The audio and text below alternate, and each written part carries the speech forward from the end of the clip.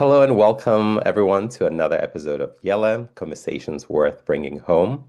I'm filmmaker Arthur Musah, and today on Yɛllɛ, I'm joined by Jacqueline Nsiah, a cultural anthropologist, independent film curator, and a programmer whose work bridges continents and cinema cultures.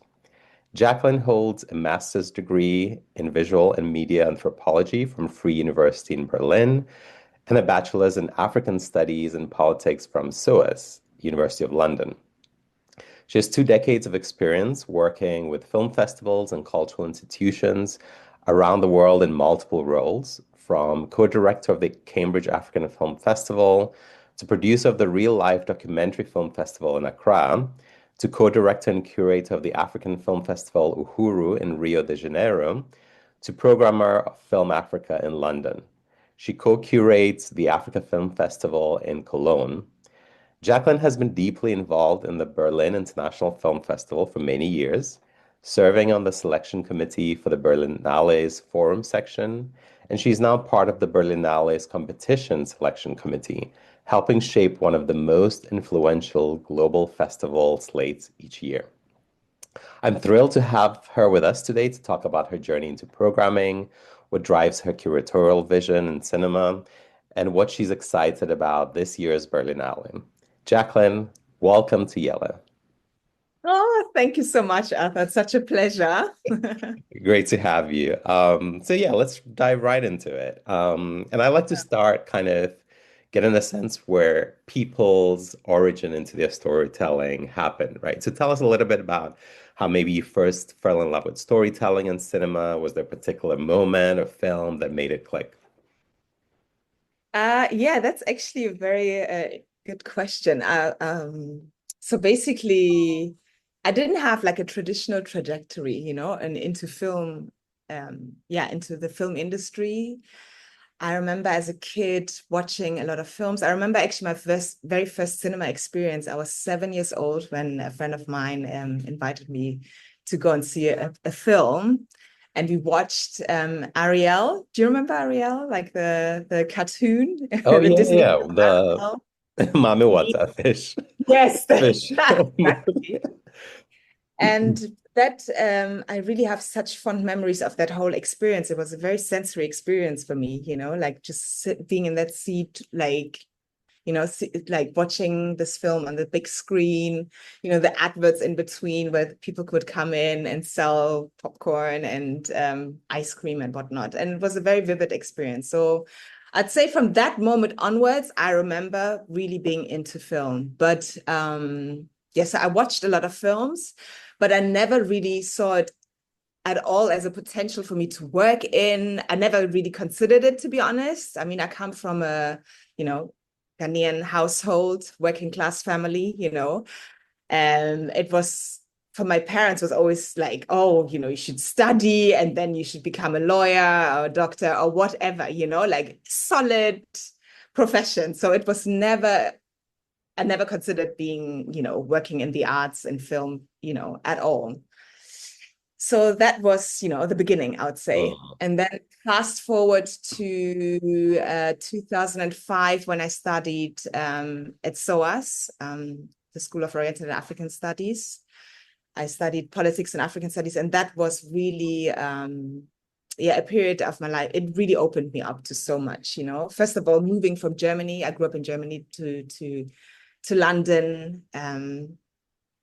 I come from a very small town. I grew up in a small town with the only Black family, and now moving into this big city where I wasn't like a minority anymore, it really had an impact on me, and then studying at a school, at a university like SOAS, had an impact, I have to say. And then within African studies, I studied contemporary African literature and then African cinema. There was a course called African cinema.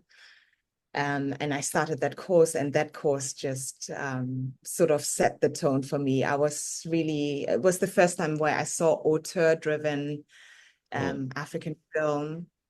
And I think prior to that, the only African film I knew was kind of like the Nollywood production or the Gollywood films that we would see, the video productions. So yeah, I would say that course really sparked my interest. And my professor, Dr. Lyndi We-Doy, had a role to play. You know, she is the founder and director of the Cambridge African Film Festival, and she could see my interest and my passion, and she said, "Why don't you?" You know, and yeah, that's how it started. Sorry, it's a long answer. No, that's a great answer. I mean, I feel like, you know, the spirit of cinema was always kind of around and drawing you homeward, so to speak, based on the story that you've told.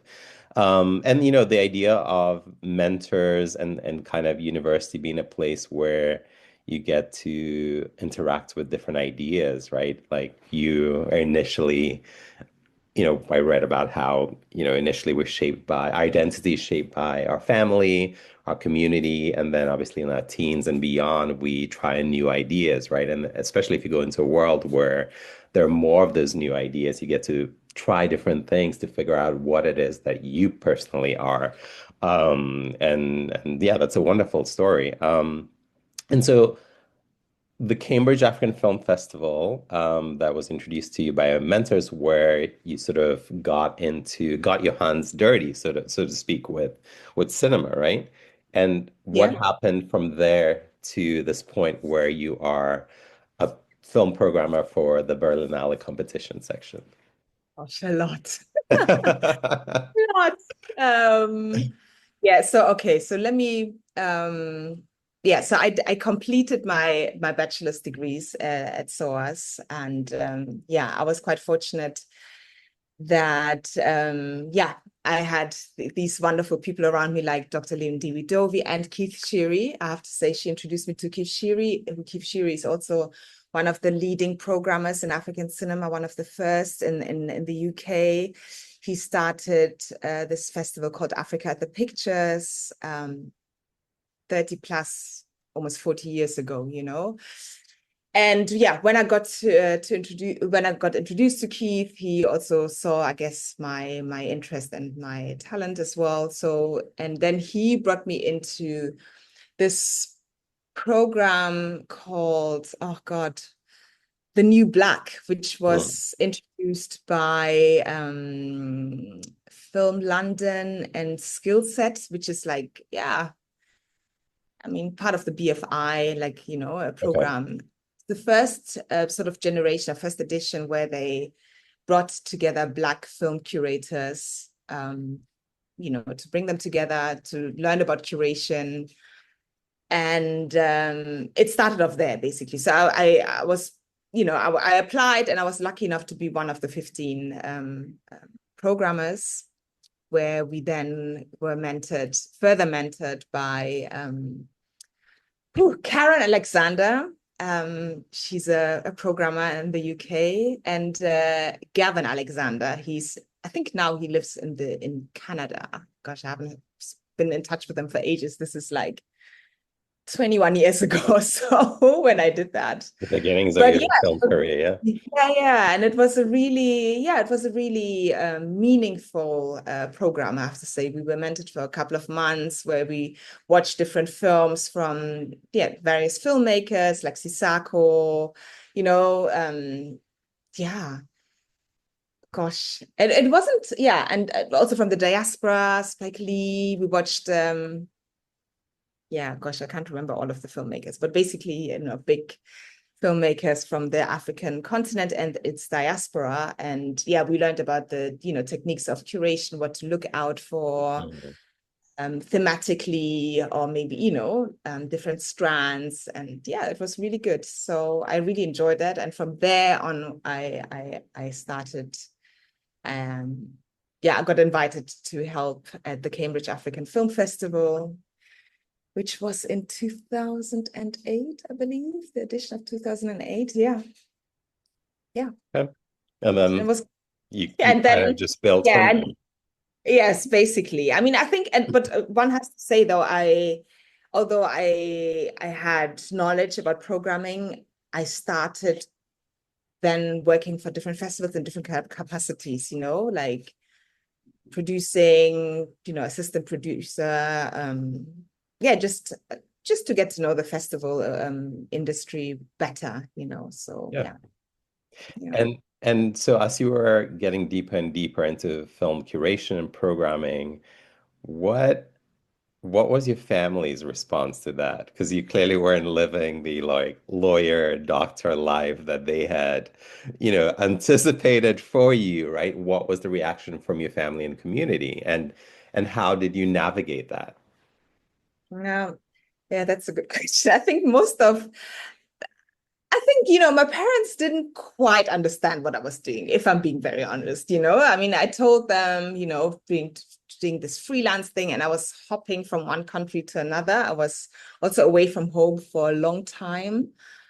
Um, they didn't quite grasp it, but they were proud of me. I can say that for sure, because, they saw me, living in these different countries. I mean, from London, I moved on to Ghana, where I worked at different festivals.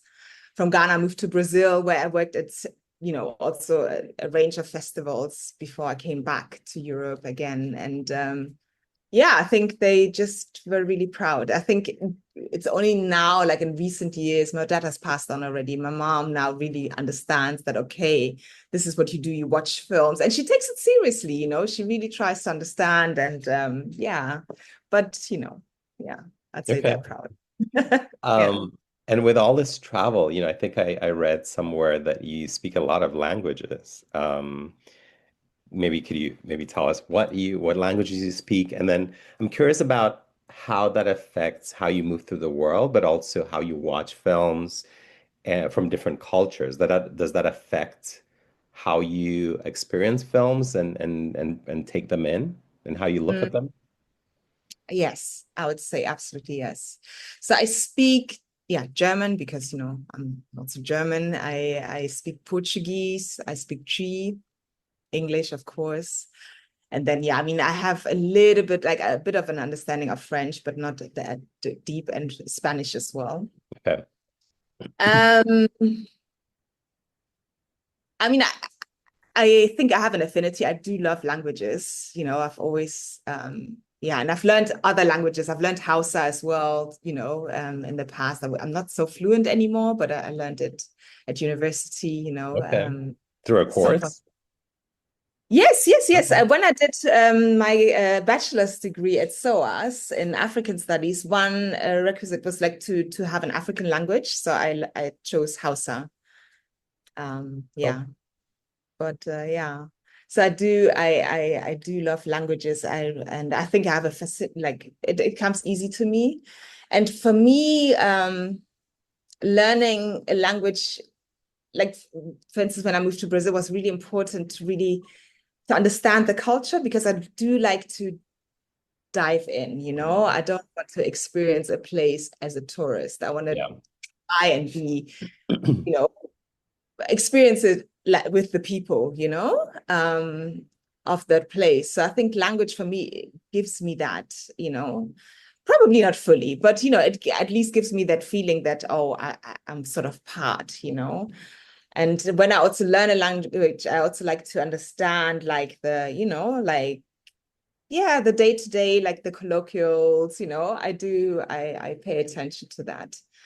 And obviously that also facilitates in film, because now when I watch films from Brazil or from Lusophone countries, but particularly from Brazil, because I lived there for 2 years, I understand the culture, the people. When I watch these films, I also get an in, and I understand, I think quite often, where the filmmaker is coming from, what they're trying to portray, like the Mhm. of the culture, the nuances in terms of identity and certain issues that are raised, and I think that's important to me. I mean, I think you can also probably also get it without knowing the language, but it gives it an easier way in. Yeah. Right. Do you ever run into situations where you kind of get bumped because the subtitles in English or in German kind of don't quite do the job of what the original language is trying to convey? Yeah, Does yeah. it happen often, or how do you process that? Mm. Well, not too often, I would say, yeah, not too often, but also maybe because I don't always pay attention so much to the subtitles. But Okay. I'd say overall, I think, the translators do an amazing job, people who work on film, and these are also professionals, a lot of people Right. who work on the subtitles are actually also who have a background in film, they understand cinema and also the culture, yeah, so I would say no, not often, but Okay. sometimes it does happen, that you do, Yeah. Yeah, I mean, I noticed that sometimes, but then, sometimes I think it makes me pause and I think about it, and I was like, sometimes language is very culturally contextual, and there's no exact equivalent, or the equivalent doesn't really translate verbatim, and yeah, so, they might just pick like an English phrase, an American phrase that makes sense in a certain situation, kind of gives you that vibe, although it doesn't quite capture quite capture full, right, exactly. language It gives, context. yeah. Yeah, I mean, translation is very fascinating. So, in your master's, I read that you did a dissertation that was about Ghanaians in the diaspora returning to Ghana. Could you tell us a little bit more about what that research project was, and why you were interested in pursuing those questions? Yeah, sure. Yeah, so yeah, my topic was on the Ghanaian diaspora, like second, third generation that are returning, because at that time, so I moved to Ghana the first time in 2009, and already during that period, I noticed that there was a movement back, people were moving, from the diaspora. I knew a couple of people from the UK that I studied with in London that moved back to Ghana. But obviously that over the years kind of increased. And I think during the time when I was doing my master's between 2012 and 2014, I noticed, because I was also going back and forth quite a lot between Berlin and Accra at that time, I noticed how more and more people were returning, like Mm, my age mates, so to say. And I was quite fascinated by that, because I think it's yeah, we tend to not overlook things, but not to register, and archive it. And I thought it's such an important period that I felt like I want to somehow capture it, as a collective memory, sort of. Yeah, so then I decided to do more research. So I was going back and forth a lot, and yeah, a lot of my friends.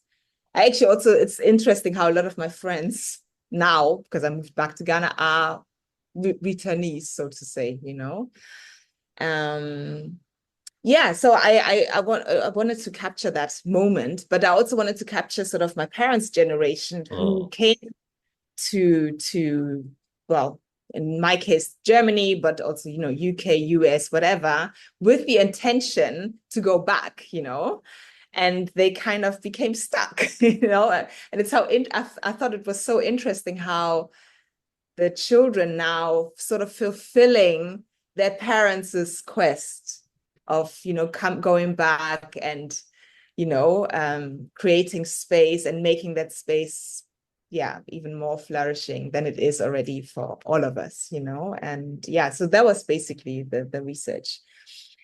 And yeah, so did interviews, pictures, and but what came out of that, actually, that it's difficult to to capture it as, I mean, you can capture the movement, but there's a lot of back and forth as well. And at what point are you really a returnee, and at what point are you not, and I thought it's difficult to pinpoint that. But for me, it was also interesting. I left it like that because I think us as Africans, we are nomads, like traditionally, we've always moved around a lot, and I hey, maybe this is the way we move, and this is our return. It's not fixed, we're going back and forth, but it's still valid and still part of that. And yeah, I mean, yeah, and I thought and I wanted to register it, basically. Yeah. Oh, that's fascinating. No, I was nodding so much as you were talking, because a lot of what you were saying was resonating, especially in like the past works that I've done. So I've done a couple of documentaries that sort of explore those subjects. Mhm.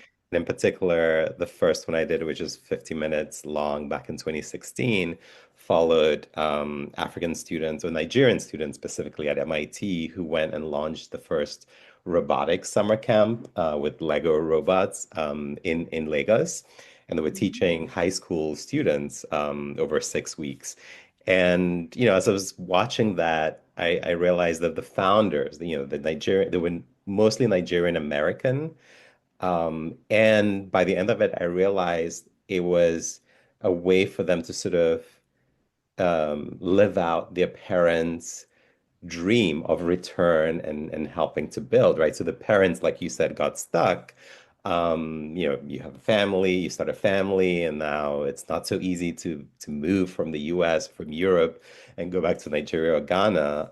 But in some ways, you give that love, you pass that love and that dream down to your descendants, right? To the next generation. And they have the more freedom to sort of go back and reintegrate in Nigerian society. So it was really fascinating because I was like, oh, that's, that Yeah. rings true based on the work that I've been exploring as well. Yeah, So anyway, really, really cool. interesting. Yeah. Now, you've programmed festivals around the world, often with a focus on African cinema and maybe Black cinema as well. From your perspective as a programmer, have you seen any kind of trend or evolution in Africa cinema in the 2 decades or so that you've been working in this space? Boy, that's always a tough question, I mean, obviously the technology has changed, generally speaking. So I think it's easier for filmmakers to make films. So we have more films, Hmm. way more films, which is fantastic, actually, because yeah, there are lots of more filmmakers making films than previously. And I think, yeah, and I think it also, the quality has become better through that technology as well. I would say this is definitely something I see. I see more women, which is also wonderful, picking up the camera, telling the story, and also in different capacities, not just as directors, but also screenwriters, gaffers, cinematographers, which is great, and we take those professions very seriously, editors. Yeah, I would say I see that. And I think that's amazing, and I also feel like the stories, yeah, I would say also the narrative structure has become more diverse, it's not just, the, yeah, 3-act stories, but more, more nuanced, more experimental. I love that, also thematically very different. So, yeah. And at the same time, I also find it frustrating, though, I'll be honest, not because there are more films, because the industry is not following that trend, because I feel like on the continent, I am, because I think we need to have a home for these films, Mm. and that hasn't evolved as much as film and the cinemas and directors, that is evolving. I feel like the other sectors like cinemas, distribution, festivals even haven't evolved, like I think festivals, there should be more festivals, I think there should be, gosh, I'm going to be a bit controversial now, but like there's certain festivals that are not happening as often that should the name, certain No, I things. just I just lost you for a second. You said you were going to be controversial and then it froze. Yeah, maybe it's a sign. Let me not repeat it. But yeah, I just feel like there should be more of a home for these films. There should be Yeah. more festivals. There should be more cinemas. We should have more distribution. We should be more serious about that, because I think that there's so many films that we don't even get to see, even as programmers, although I'm, and it's, yeah, and it's a little bit frustrating, but, um, and also know people that are working on it and hopefully, yeah, it's changing. Are there any interesting solutions that people are experimenting with that you're excited about? Anything you Yeah, want to talk about? lots of independent cinema projects coming up, including myself. I'm also working on building a cinema Okay. in Greater Accra and Bukusu. I'm still at the beginning. I'm now in the fundraising space, but there's a concept, there's a team, and yeah, very clear concept actually.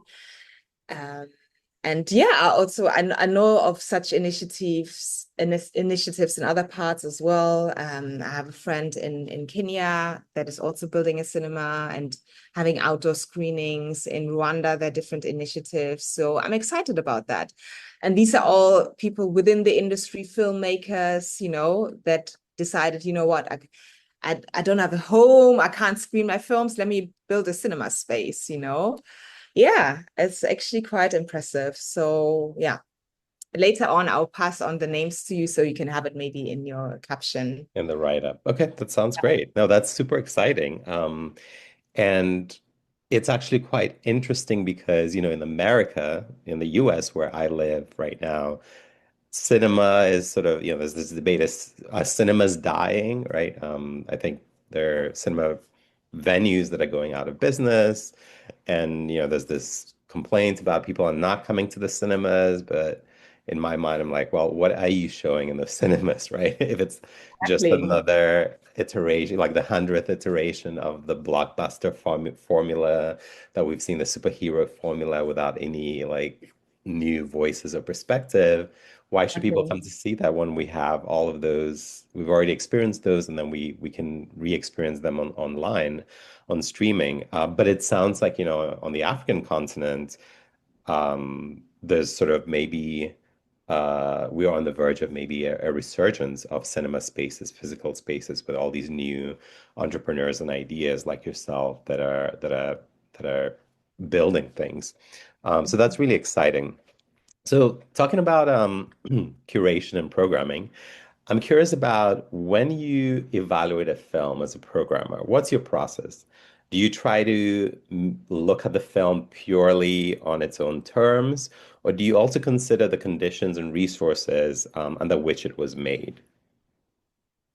Yeah, I think it depends. It really depends on the festival that I program for and the format, like I think there's a difference between programming and curation, like for instance, for a festival like Berlinale, being part of in the selection committee of the competition, we don't have like a set curatorial vision as the year starts. We need to see what is out there, which films have been made. Mm. Then we program those films that we like, perspectives, or have a big name attached to it, like the different aspects of it. And then I'm so after, sorry to interrupt. You dropped out for a bit. So you said you don't start out with a thematic vision, you look at what's available, and then. exactly, and so then we start looking at the different films, like the films that we like, the films that have interesting thematically or giving us a new perspective, um using cinematic language in an interesting way.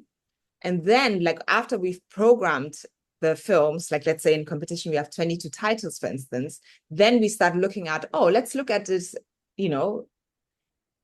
throughout are there any reoccurring themes that we see in the films? And then curation actually starts. So it's the other way around. But you can also curate, like, I mean, it depends. Like if you have, for instance, a festival where it's not so important that you have a world premiere or anything like that, or where it's about a film, for instance, the Africa Film Festival Cologne. I mean, obviously we want also premiere, but it's not so important there. It's more important to show the different African films that came out, and like maybe and curate a certain strand, like, and there we have like a set theme each year where we, like art and activism, or queer cinema, like, then we curate around that, look at films that talk about these topics, and yeah, Okay. basically Um, that. That's really interesting to know. I didn't that for me that's instructive to know that the Berlinale doesn't really start off with a theme, but like looks at what sort of the world is bringing to you first, and then sort of maybe coalescing around a theme, then which actually makes sense. What are a few of your most memorable discoveries as a film programmer over the years? Wow. Oh my gosh. Oh gosh, there are a few. There are a few. Um, hmm. I can talk about one particular one that I had when I was programming for the forum. I think it was the first edition. I watched this film called Eyimofe by Nigerian twin brothers Ari and Chukwu Esiri. And that film just completely blew me away. And this was their debut film. And I just loved the way they worked with the screen, you know. I mean, they filmed on actually cellulite on film. Mm. No, yeah, on film, which I thought was interesting. And then they juxtaposed, you know, the two images, like two screens, so to say, and like, and in one screen there was one telling one story, and the other was telling another story, and at the end it comes sort of together, you know, but you don't know where it's going. Ah, And I thought, wow, this is so cool, you know, and to see that in Nigeria, and it was self-financed, and you know, and I thought that was pretty brilliant. Yeah. that's so I cool. So yeah, yeah, inventive, yeah. yeah. Yeah, that absolutely makes me want to see it. I remember that, you know. But I also remember one of the very first African films. I mean, didn't program it, but like I remember, you know, just that excitement that I had as well was when I first saw Arthur Musah, who's Waiting for Happiness. And I thought, wow, I think that film really got me into African cinema, Mm, really. It sealed the deal for me because you know, the way he spoke about migration and the day-to-day life and the way he played with time. I was like, wow, we can do that on film. That's mind-blowing, you know? Yeah, I think, yeah, I have moments like this. I mean, I love cinema, you know. It, it doesn't take so much no, it does take a lot to excite me, but when it does, then I'm really in, you know, yeah, and yeah.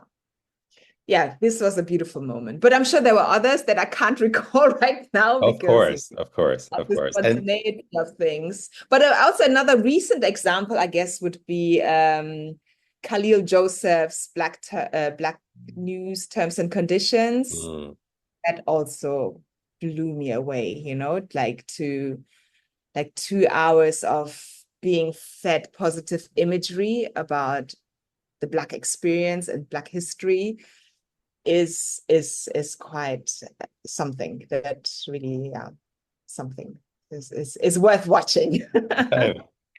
Um, Yeah. audience, you've heard some great recommendations. Let's go dig them up and experience them for ourselves. Um, so uh, thinking about this past, so you're about the Berlinale is about to start. Um, Do you are you excited about the slate? What were the through lines that emerged in the programming that came, or the films that came to you, and in the programming that you put together? Yeah. No, I'm very excited about this program. Of course. Hello. No, we made some really, really, really interesting discoveries. Okay. Fantastic reoccurring filmmakers as well. Yeah, I think and I think that's what an A-list festival is supposed to do, you know, strike a good balance between big names, you know, but also discovering new filmmakers and stories, and yeah, and just also stories that kind of touch on the zeitgeist, you know, like what is actually current, what people, yeah, because the world is also It's not in the best place right now, a difficult place. And yeah, some of these films also reflect that. So yeah, I think, yeah. But there are also films that are, yeah, lightheartedness, talk about love and joy and hope, So yeah, I'm definitely excited. Okay, great. I'm wondering, so I as a filmmaker, I've been writing some things and trying to figure out which projects to like make next, and how to make it and all that. And there's a part of me that wonders if, given the difficult state in which much of the world is in, right? Um, is this a time for tough films, or is this a time for films that give people more of an escape and joy? What are you finding in terms of the films that are coming to you that are being made, and that you as a team feel um, audiences are gonna respond to? Hmm. Oh, I think, I mean, just looking at our program now and generally like throughout the selection process, I think, yeah, I think it's a variety, to be honest, of topics. Yeah, it's hard to pin down, okay, like right now there are only films on certain topics. I think it's never the case. I think Okay. because human experience is also, I mean, we experience different things at different moments. And I think films are also a bit like that. You have films that where the filmmaker maybe felt the need to talk about, how people act in wars, like what are their emotions there, like what happens during war, like how do people experience wars. But then there's also somebody who might, yeah, wants to maybe reflect more on identity. Yeah, I think, I think, I mean, obviously there are years when you see certain topics more reoccurring. I remember, for instance, during the COVID years or just after COVID, like there were lots of films that dealt with, COVID because it was such a collective experience. But generally speaking, yeah, I mean, I can see, as I said, in our collection, in our selection of films that there are a variety of topics, and I wouldn't say, yeah. Okay, so make what moves you. Say what you Make want what to say and and like yeah, what and I moves think you. actually, yes, this is really what I should be saying. I think authenticity, you Hmm. can actually feel it if a film is really authentic. And it sounds funny, but I think it's very real, like when you can feel it if like it's from the heart. And yeah, and I think that should be always what should motivate, authenticity, and I think that there will always be a home in within a festival, definitely. Um, are there a couple of films that if somebody's coming, has a chance to be in Berlin during the festival and has a chance to see like one or two films, Oh, especially okay. the African, is there anything that they should, can you make a recommendation or Oh gosh, I really don't like doing that because I think all right. all films that we've Of selected are course, of course. great, and they're all worth watching. But since you asked me particularly about African films, that's Yeah. also different because there are not so many. I think definitely there's one film that I think is I'm really excited about is the new film by Alain Gomis, French Senegalese filmmaker called Dao. And yeah, I think it's definitely an experience. Um, and I think he's actually one of the filmmakers, one of the few African filmmakers that is very, I mean, not, I should be careful how I phrase it, but I think he's one of the few African filmmakers that is not afraid to make films that are not in his hometown or in his country, but he goes out, and really seeks out films wherever, and makes films. And he has made a film in the United States about Mhm. the jazz musician Monk, and I think yeah, it shows in his film. He's very always trying out something different. Yeah. He had a film about a mother kind of mo going through the city trying to pay for her son's. Yes, Um, Félicité. yeah, right. I saw that with a Yeah. friend back in Boston some years ago, and that definitely left an impression. Mm. Um, yeah, I wish I So was in Berlin to check it out. yeah, Hopefully, it must. it traveled somewhere where I can see it. It will. I'm Yeah, sure it will. and There's also an interesting documentary by African American filmmaker called Sam Pollard, who's certainly a household name. And he made a documentary on Desmond Tutu called Tutu. okay. And I think that's also a very interesting documentary because we get to see a different side to Desmond Tutu. Yeah, I mean, he's incredible. He was incredible. But yeah, I think there's another layer to him that we discover in that film that I think is super well directed. So yeah, it's exciting. That But makes yeah, as I absolutely. said, the entire program is really good and we have some amazing films and there's definitely something for everyone. Last year, I had the chance for the first time to be at the Berlinale for a Oh week yeah, and you were see a there lot and of you didn't get to films. see each We didn't other. get to see each other. We still haven't met in person, but we we get to have conversations like these, which I'm very grateful for. But you know, I had a really beautiful experience getting to see a lot of the films. I actually saw a few of the main competition films because I felt like okay, those would travel and I'd have a chance to see them elsewhere. And so I saw more of the like the forum and other programs as well Yeah. from around the world, and that was fascinating to get a lens into films from like China to Turkey to all kinds of other places in the world. It was fascinating. Um, so I know you also run a program that brings Berlinale films to Accra.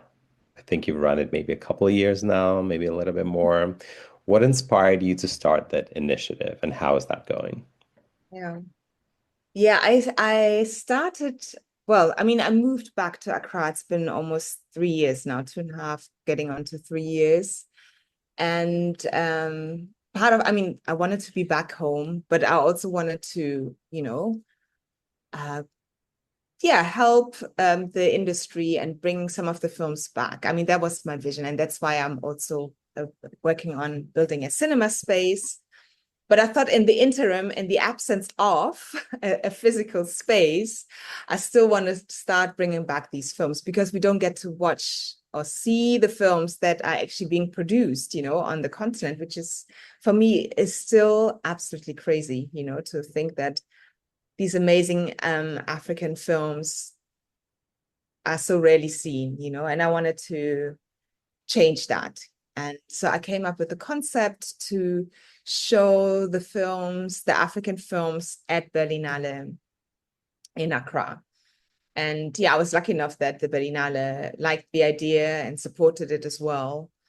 And yeah, and I was lucky also that here in Accra, that the Goethe Institute, the German embassy, and GIZ, the German Development Corporation, also loved the idea and supported me financially to realize that. So I have already 2 editions. I've already created 2 editions, which is wonderful. So yeah, showing a selection of African films here, and it's been really, really well received. Like really full audiences, great discussions, because I was also able to bring some of the filmmakers to Accra for these Fantastic. screenings. Yes, really good. So we had Ibrahim Snoopy, for instance, director of the film Khartoum. Here I had last year also the director of the film Ancestral Visions of the Future, a film from Lesotho, directed by Lemohang Jeremiah Mosese, and he was here as well. And then I was able to also bring Joy Garoro Akpojotor, director of the film Dreamers, Nigerian British film. And yeah, it was really wonderful, to have these conversations with the audiences here. And it also just proved to me that people are interested and people would patronize these films if they were shown on a regular. So for me, it's also a proof of concept, you know. Right. Yeah. Oh, that's great. Do you see any sort of collaborations across continents happening with, filmmakers that work in Ghana, for example, with maybe Ghanaian or other Black diaspora filmmakers from outside of the African continent?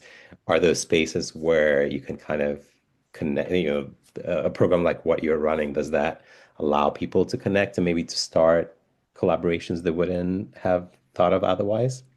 Yes, I mean, I would love to do that, you know, in the future. I mean, this is just the beginning, you know. I mean, I would really want to build on that. Aside from screening films and, you know, having conversations around film, I would love to have like a situation, sort of like a lab situations where I bring in different filmmakers, because I'm a great believer in collectiveness, you know, and collaborations.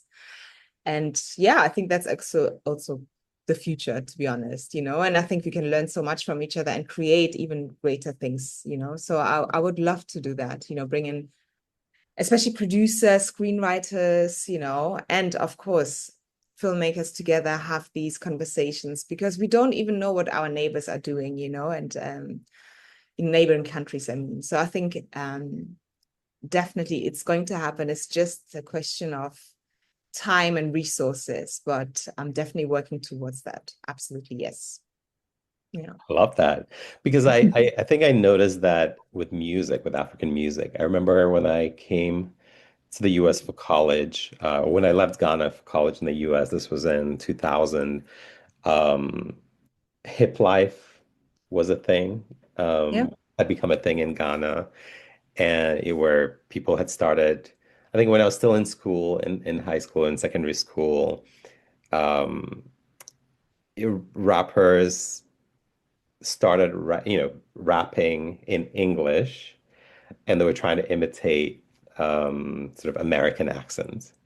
And then there was a shift when they put aside the American accent and started rapping in English in Ghanaian, in the natural Ghanaian accent. And then they started using local Ghanaian languages in Tree, Ga, other languages. And then there was this sort of mixing of rap with high life and local music traditions. Of course, that became hip life.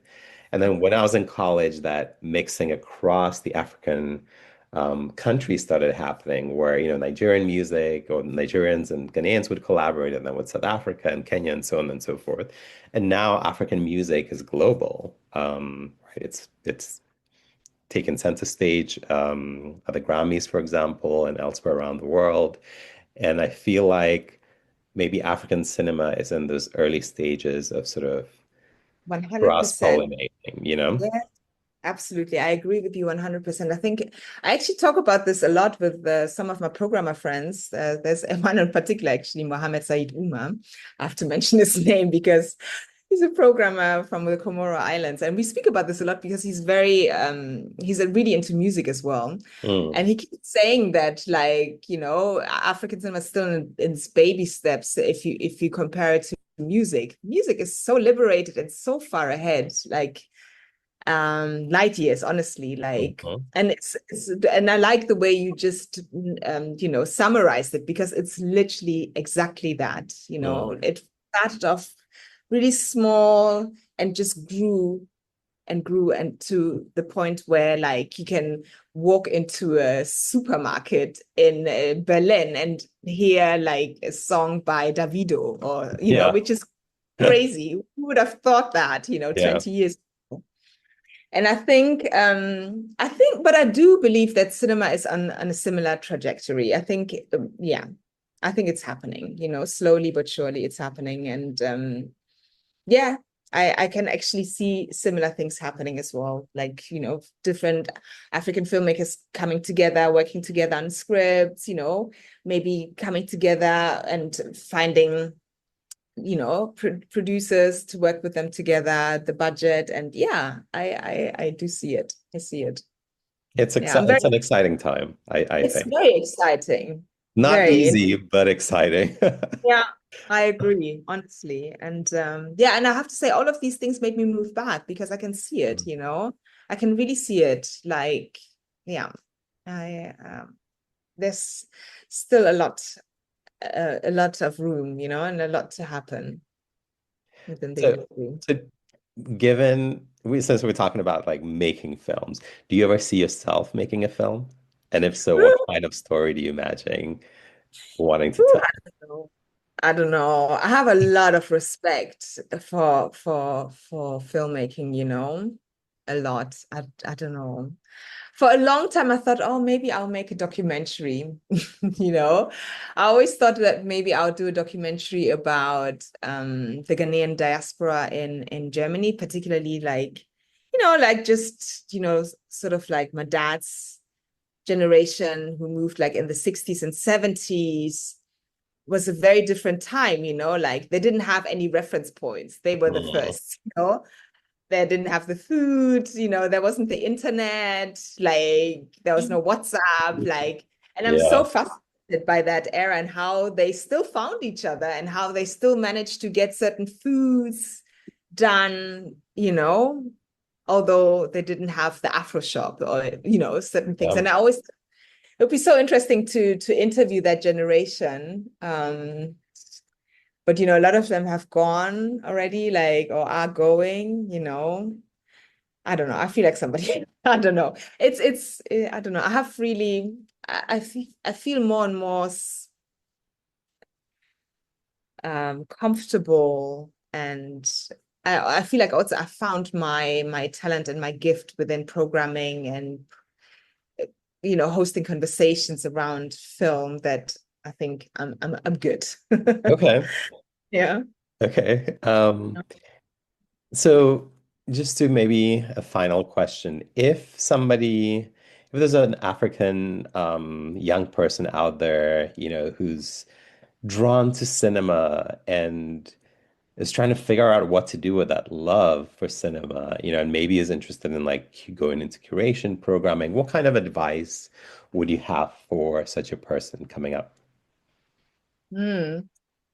Yeah, I would say try and watch as much as possible, watch a lot of films, try and find, these, depending on where they are, like if they have festivals that they can go to watch these films.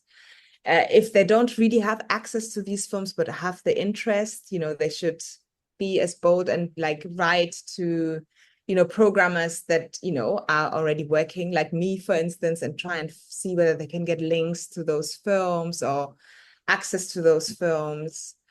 I think they should read also as much as possible right now. I mean, I think this generation is so lucky, like with the internet and AI. I mean, there's some positives, I guess. You can easily find articles that Hmm. have been written already about films, interviews that have been conducted with filmmakers. Watch these interviews, just get a sense of and feel of it.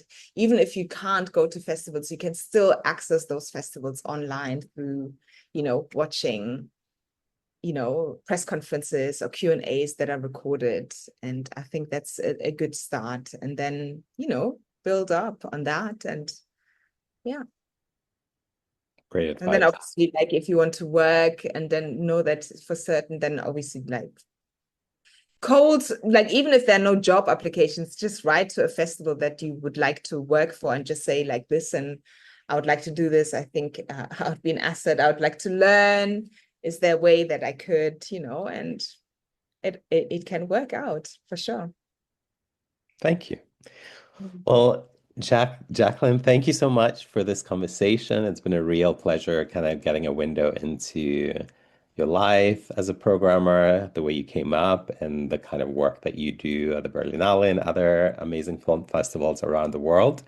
And the work that you do in building audiences across continents. I think that's really vital, right? Introducing audiences to forms of cinema that they may not have been aware existed or may not have been aware that they would love. So thank you so much for creating those spaces and for chatting with me and sharing your thoughts with our Yɛllɛ audience. So thank you Well, everyone for watching and listening. This has been for another, inviting me, Arthur. sorry? Thank you also for inviting me. I Yeah. really enjoyed this conversation. And yeah, I think it's a great format. And yeah, I wish you continued good luck. And I look forward to watching also your next film. I don't know, you haven't said anything about you, but obviously you're interviewing me. But yeah, I would love to also see, what you're coming up next with for sure. Thank you, thank you. There are a few things cooking, and let's see which one can get to the finish line next. So thanks everyone for watching, and if you enjoyed this conversation, please like, subscribe on YouTube, and follow Jackie at Ya Abrifi, right? Ya.abrifi, which is her Instagram handle. It'll also be in the show notes on YouTube. So thanks everyone. Until next time, keep the conversation going.